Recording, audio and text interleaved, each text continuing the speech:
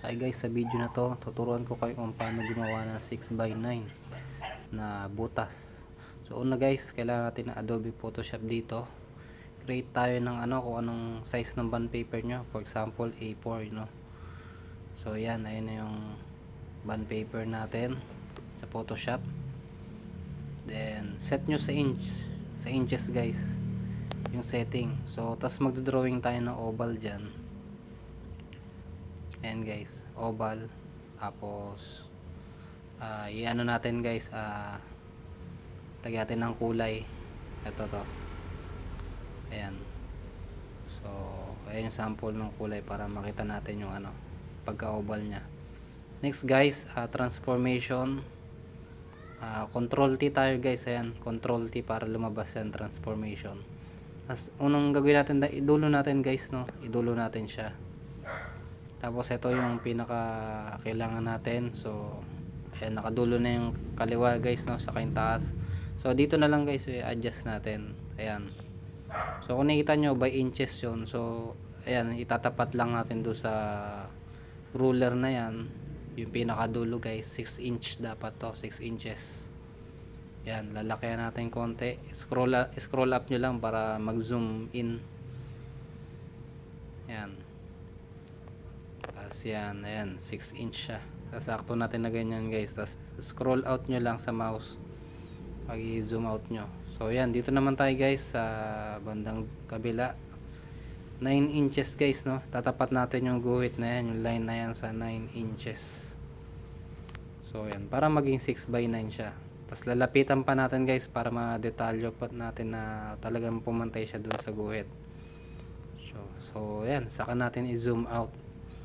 Tapos guys, lagay natin sa gitna dahil ipiprint na natin siya, Ito yung magsisilbing guide natin. Para hindi na tayo mahirapan, Ayun yung silbing guide natin para eksakto talaga yung pagka-oval. So hindi na natin kailangan bumili pa ng mga bracket guys. Dahil ito yung magsisilbing guide natin. So ayan, ipiprint lang natin guys. Tapos yung papel, syempre A4 pa rin. Yan guys, so A4 din. Tapos i-drop nyo lang. Tapos yan guys, print na natin. Click lang yan, tapos click proceed. Ayan, kung nakita nyo guys, nagprint na siya sa A4 size na papel.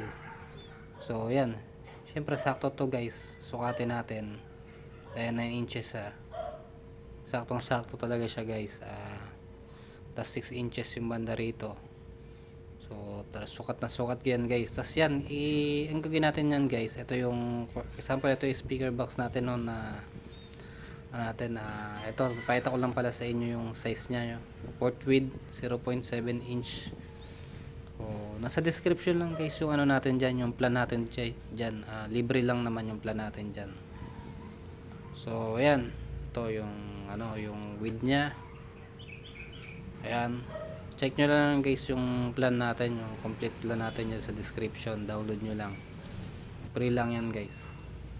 Ayan, sukatin natin yung height nya. Ayan yung height nya guys, almost 23 cm.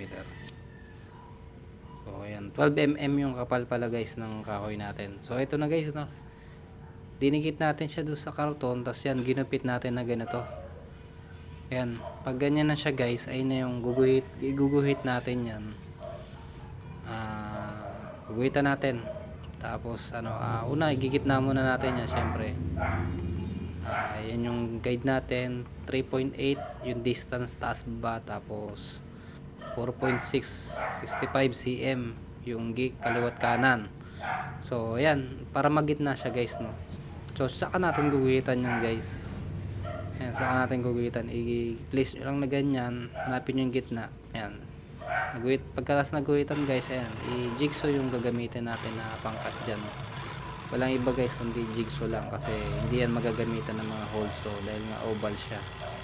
So yun guys, yun lang naman. Maraming salamat guys, sana nagustuhan nyo itong video na to. Ayan, please subscribe.